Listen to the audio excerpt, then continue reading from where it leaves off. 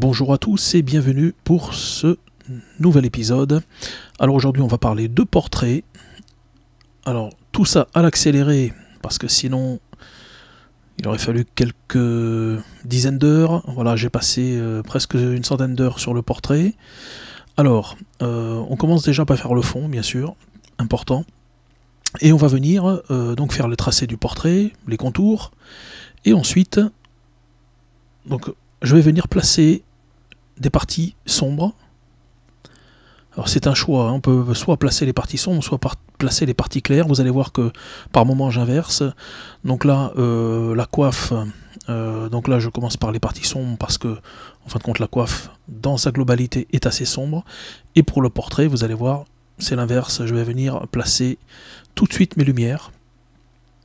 Alors certains font l'inverse. Voilà, ils placent tout de suite les ombres, donc ça change pas trop sur le principe.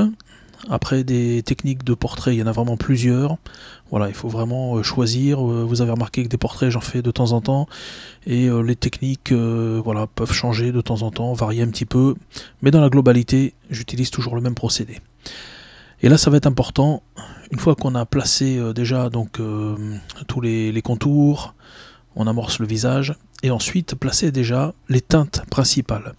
Alors vous allez voir que c'est une superposition à chaque fois. Donc je vais travailler, j'apporte des couleurs, je place des nuances, et petit à petit je vais recouvrir, changer légèrement la couleur, apporter des nouvelles nuances.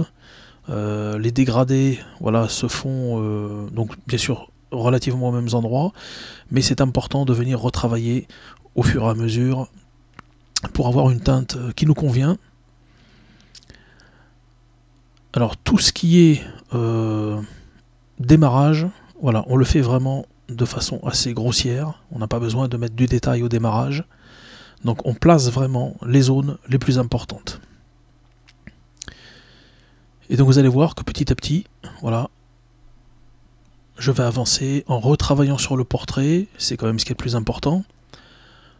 Donc on cherche à savoir quelle teinte on veut obtenir. Donc on va modifier petit à petit. Une fois qu'on a donné les premiers mouvements, vous voyez qu'on a déjà un petit peu de volume dans le portrait. Et donc on va affiner de plus en plus. Donc là vous voyez que j'étais parti sur des couleurs assez claires. Là je pars carrément dans des teintes un petit peu saumonées. Et ensuite je vais augmenter, je vais assombrir davantage certaines zones et éclaircir bien sûr, en opposé les autres zones. Alors la particularité sur ce portrait, c'est qu'on a une lumière qui est un petit peu rasante et qui arrive sur le côté, donc à notre droite, et qui vient vraiment couper le visage. Donc vous allez voir, il va falloir placer cette lumière petit à petit, tout en conservant bien sûr l'aspect 3D du visage, voilà, en ayant vraiment toujours ce travail d'ombre et lumière, qui est quelque chose de vraiment très très important.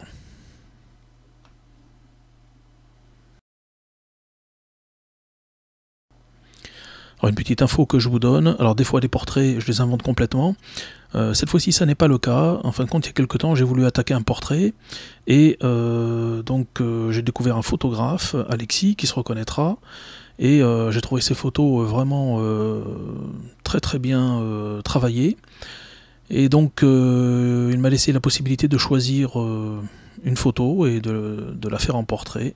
Voilà, donc j'ai choisi ce modèle. Donc les personnes qui sont proches de ce modèle reconnaîtront, j'espère bien sûr. Voilà, donc beaucoup de travail. Alors c'est vraiment un travail assez délicat tout de même de reproduire un portrait, surtout d'une personne qu'on ne connaît pas. Pour ceux qui me suivent, vous avez vu que j'ai eu l'occasion de dessiner un ami, de faire son portrait, Boris, et ça a été assez facile pour moi parce que je le connais depuis des années. Donc on arrive, quand on connaît la personne, à faire ressortir ses traits de caractère beaucoup plus facilement que quand on ne connaît pas une personne. Et à un moment donné, une étape, donc il a fallu que donc je soumette le portrait. justement à Alexis pour qu'il me dise un peu donc si le portrait était suffisamment reconnaissable, si ça allait, voilà, et ce qui m'a permis de corriger certains petits problèmes.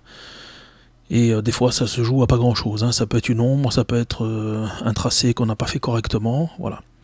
Donc c'est important, quand on fait des portraits aussi, ne pas hésiter à contacter les personnes si c'est un portrait qu'on doit faire le plus fidèle possible, voilà, et d'avoir un avis objectif sur le portrait, c'est toujours bien avant de le finaliser. Voilà, c'était la petite parenthèse. Donc j'ai pris plaisir à faire ce portrait parce que j'aime bien faire, vous avez vu, pareil sur le portrait de Boris, j'avais modifié ses habits, je l'avais fait donc avec une tenue, un peu particulière. Là, j'ai pas eu besoin puisque la tenue était déjà donc c'était en costume d'époque. Voilà, donc ça a été beaucoup plus facile. J'ai pas eu besoin de trop travailler sur ce domaine. Alors par contre, voilà, ce que j'expliquais tout au début, la particularité, c'est cette lumière rasante qui vient donc couvrir une partie du visage avec une lumière assez intense. Et voilà, pour reproduire cet effet-là, il faut déjà travailler beaucoup sur le visage, petit à petit amener cette lumière. Donc vous voyez qu'il frappe un peu donc la joue qui est à notre droite, l'aile du nez. Et voilà, donc sur la photo d'origine, bien sûr, c'était cet effet qui était dessus. Alors j'ai juste fait quelques petites modifications au niveau de la coiffe. J'ai modifié un petit peu le haut, voilà, qui me dérangeait visuellement. Ça faisait une pointe à un endroit, j'ai préféré donc arrondir un petit peu. Et ensuite, donc là on n'y est pas encore, mais les voiles qui descendent de chaque côté. Donc j'ai rajouté de la dentelle, ce qu'il n'y a pas sur la photo d'origine, parce que je trouvais ça plus sympathique. Voilà, donc la dentelle que j'ai commencé à former. Et ensuite, donc là, bon, je ne peux pas trop zoomer, mais j'ai rajouté, enfin j'ai fait les effets qu'il y a sur la photo, c'est-à-dire sur, vous voyez, cette espèce de boudin qui est autour de la coiffe. Voilà, c'est en tissu. Alors quand on se rapproche vraiment donc du tableau, on voit cet effet tissé, ce que j'ai reproduit également donc sur le voile qui est de chaque côté. Voilà. Alors vous allez voir un petit peu plus loin, bien sûr, une fois que j'ai mis à peu près l'ensemble suffisamment en valeur, que les reliefs me conviennent, que j'ai cet effet 3D, les lumières à peu près placées correctement. Donc après, je me suis attaqué donc à tout ce qui est la partie qui pour moi est du décor, c'est-à-dire que la fausse fourrure, hein, le col en fourrure, et ensuite les effets donc un peu tissés de tout l'ensemble, hein, que ça soit le voile, et que ça soit donc aussi le manteau. Voilà, donc tous ces détails que vous verrez peut-être si vous regardez sur un grand écran.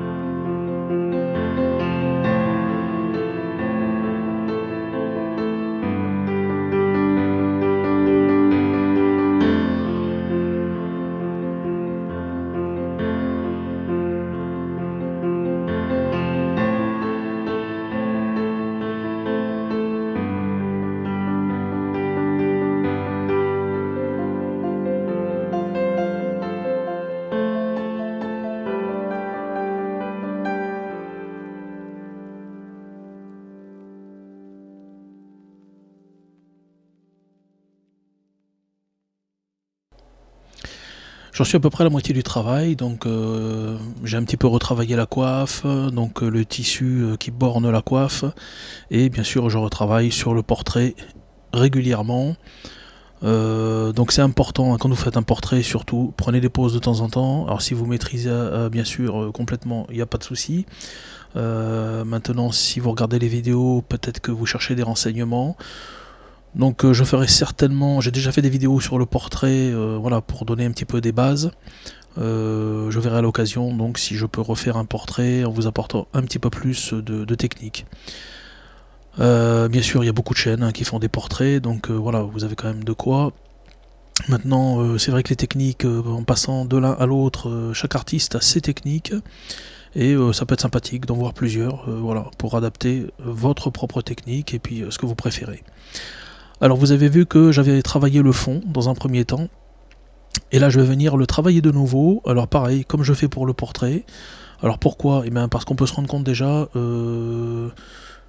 que on a un fond sur une photo, là c'était le cas, et pour vraiment mettre en valeur le portrait, j'ai jugé plus judicieux, voilà, d'avoir un fond un petit peu plus sombre, et d'accentuer cette lumière, voilà, traversante, hein, comme je vous le disais tout à l'heure, qui arrive au niveau de la joue, donc à notre droite.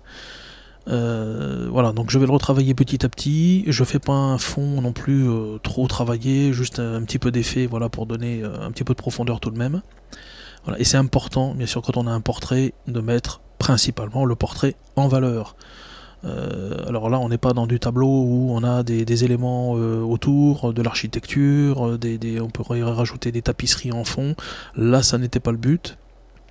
Le seul et unique but, c'était de mettre en valeur le portrait, et c'est tout. Voilà, donc comme je vous le disais, j'ai retravaillé un petit peu sur les voiles, voilà, et en mettant donc des effets de broderie. Donc si on le peut, c'est toujours intéressant de rajouter un petit peu plus, voilà, à moins qu'une personne vous dise, voilà, je veux vraiment que le portrait soit exactement la même chose. Donc dans ce cas-là, vous n'avez pas de possibilité de modifier. Par contre, voilà, donc si c'est...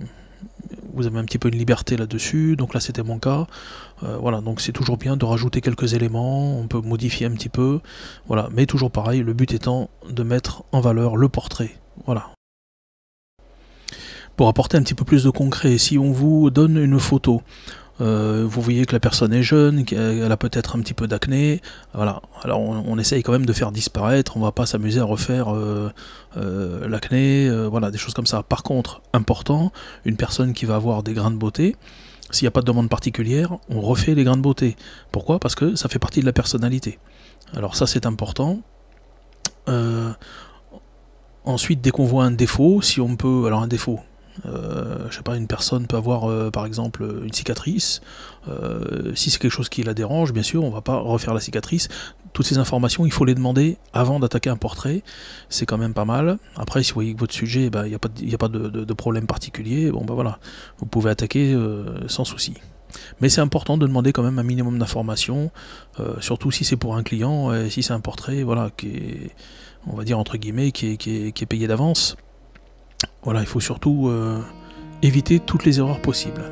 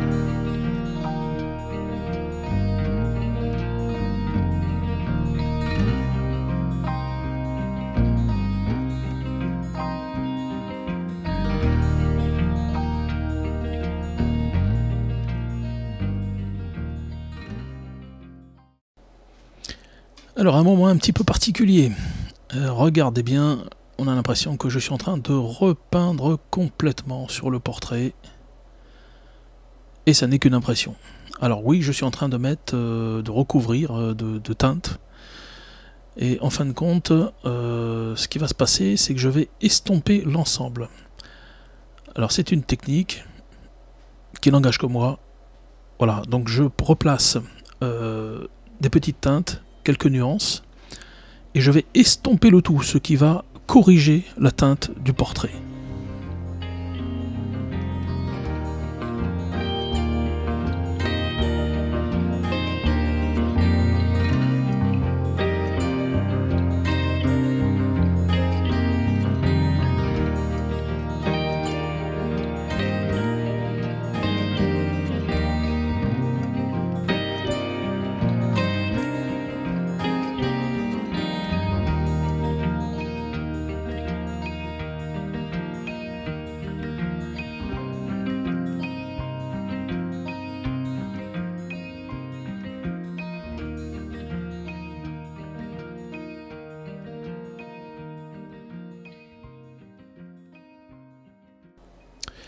Je ne vous ai pas menti, vous avez vu que toutes les teintes que j'ai apportées ont disparu. Alors simplement parce que je travaille en glacis et que j'ai voulu changer un petit peu la carnation de la peau. Alors maintenant je rajoute toujours ces points de lumière, toujours importants, ce dont je vous parle depuis le début, avec cette lumière qui est traversante. Je vais vous faire une petite flèche, voilà, pour vous montrer bien le sens de la lumière, voilà.